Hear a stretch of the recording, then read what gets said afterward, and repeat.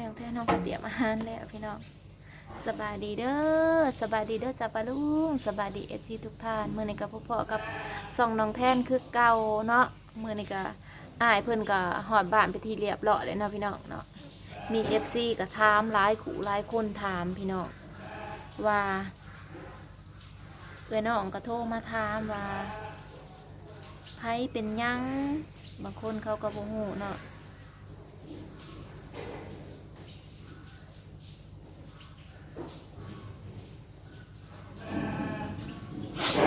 บางคนก็บ่ฮู้เด้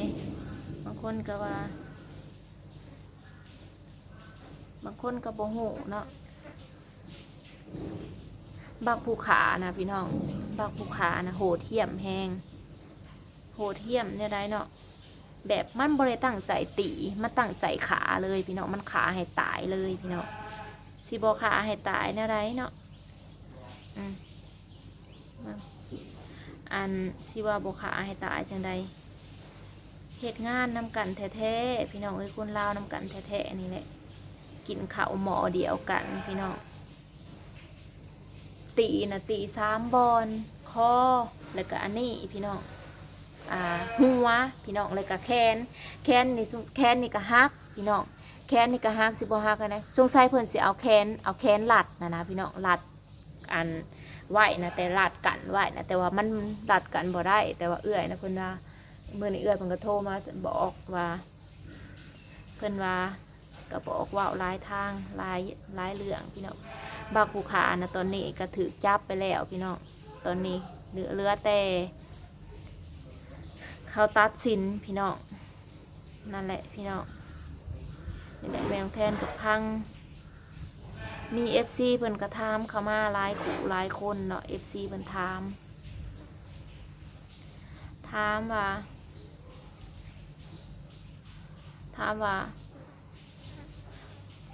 ว่าเพิ่นอายุเท่าไรเนาะเพิ่นอายุ23 ปีเด้อจ้าพี่น้องเพิ่นอายุแค่23 ปีนึงเนาะเพิ่นอายุ23 ปี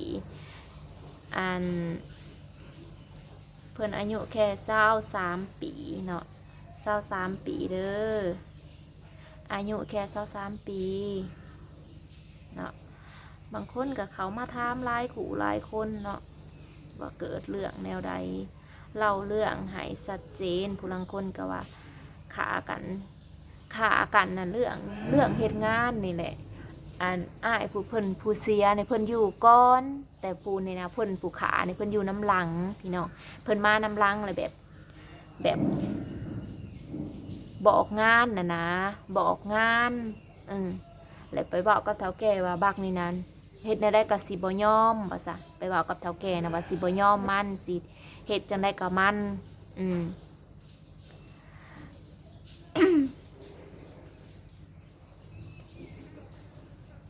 ถ้าไม่พร้อมก็ไม่ถ่ายว่าซะ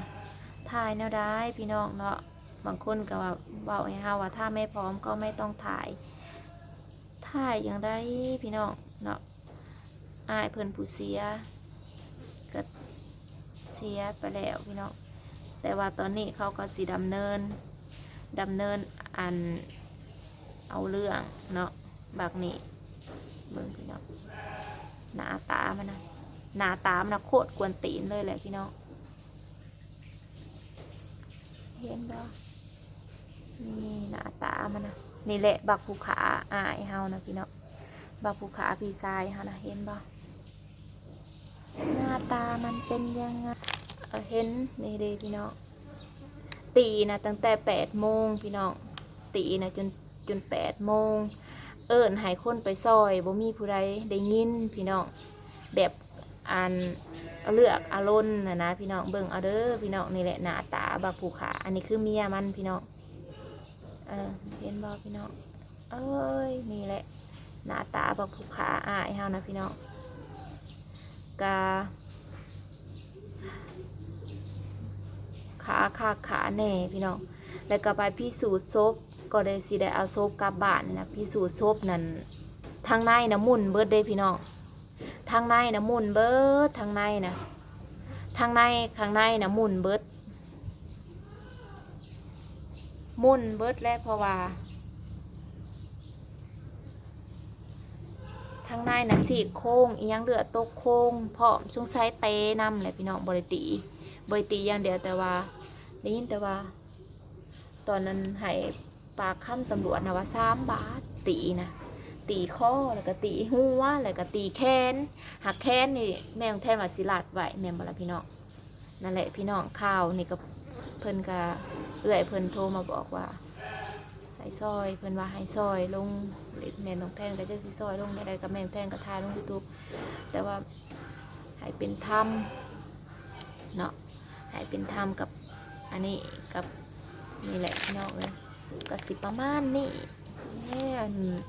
พอเฮาก็บ่ได้ฮู้รายละเอียดเนาะเมื่อนี้ก็เอื้อยเพิ่นโทรมาเล่าสู่พัง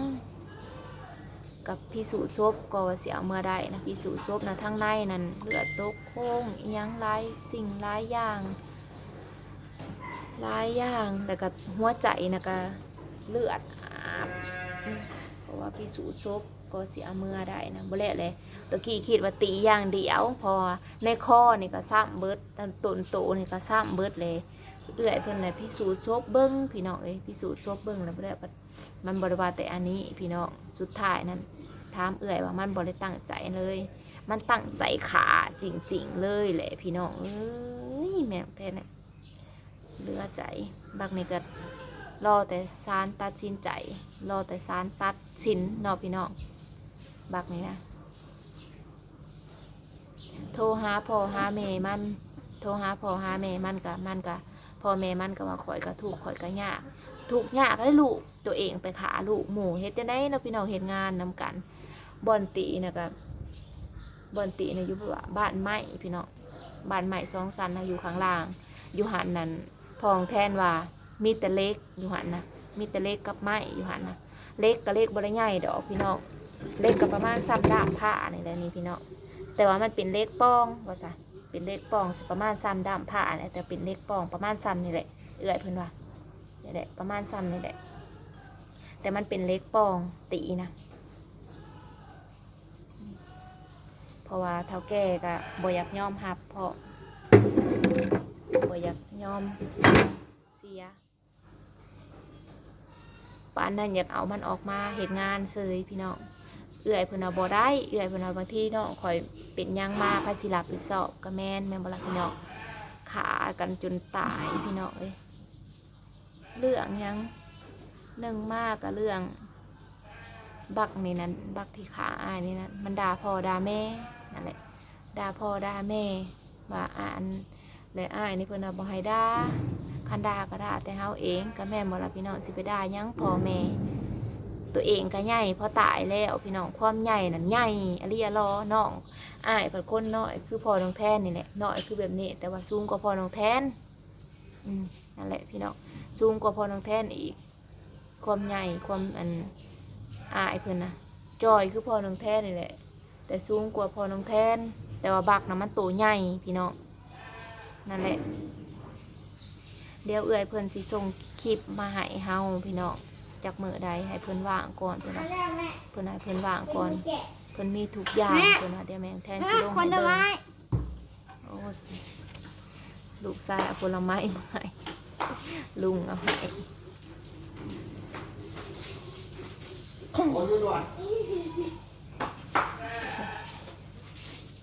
đấy đi lăng bằng nhau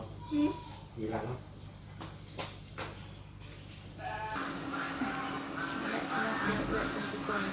ราคามาให้เฮาลงคลิปพี่เนาะเฮาก็ยังบ่ฮู้รายละเอียดปานใดเนาะก็คือนี่ก็พาพิสูจน์ศพอีก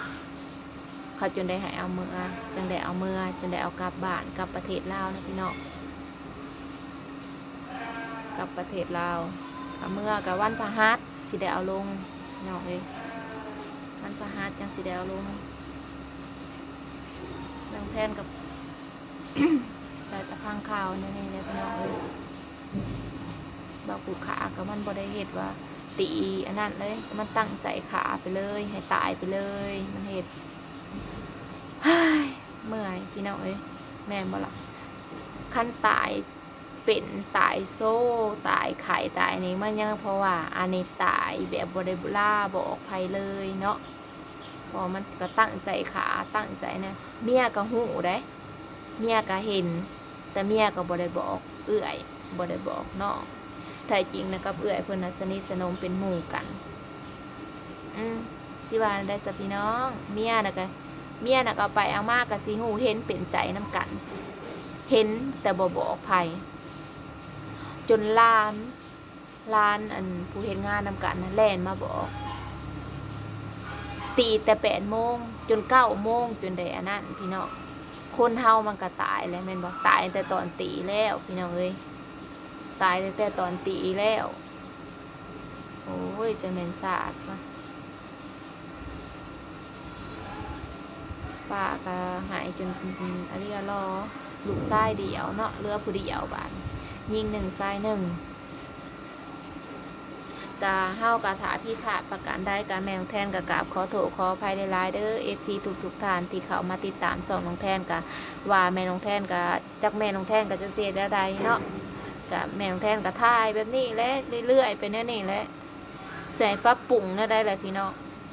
เนาะแม่น้องแทนกะบอกเข้าใจบอกมาดีๆบอกมาเม่นมาบอกอีกเด้อพี่น้อง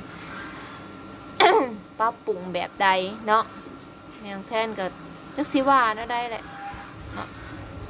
เขาก็เสียใจเป็นแบบนี้